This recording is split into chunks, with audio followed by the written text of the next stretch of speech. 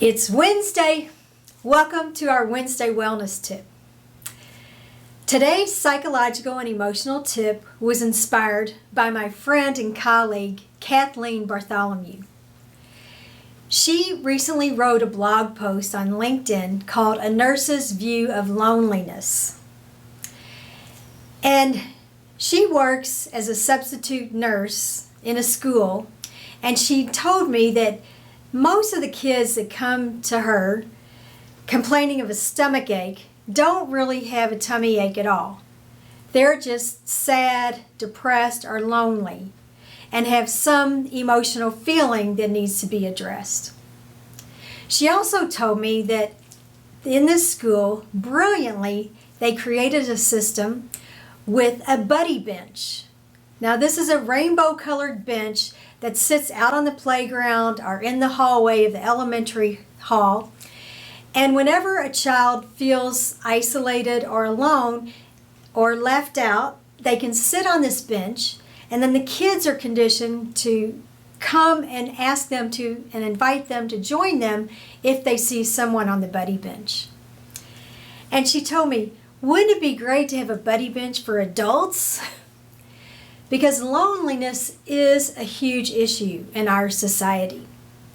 In fact, recently the Surgeon General, Dr. Vivek Murthy, said that isolation is an American pandemic.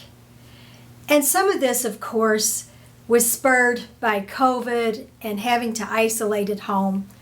But beyond that, isolation, it has detrimental effects to our health and well-being.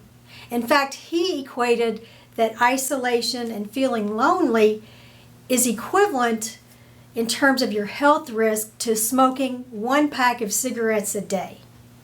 So this is an important issue. He mentioned that 50%, half of Americans, feel lonely.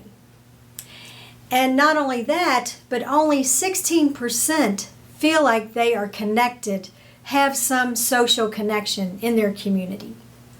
So this is something we really need to focus on and need to change. So what can we do?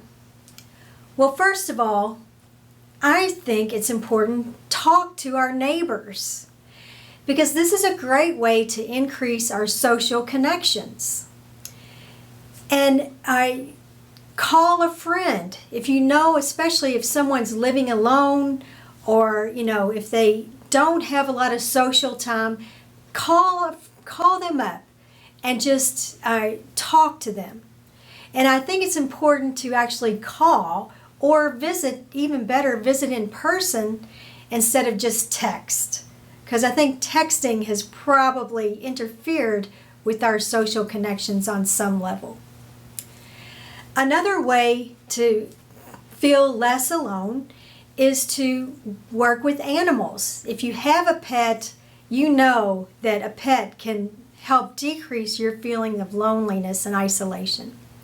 If you don't have a pet, think about volunteering at a veterinarian clinic or at the Humane Society. They are always looking for people to volunteer to help with the animals. Another way is to get out in nature. Sometimes people feel less alone with that nature connection. So these are ways to think about connecting to people and create a social connection in your community. Maybe that's through a church, or maybe that's just through girlfriends. One of my patients today told me that they have an accountability group.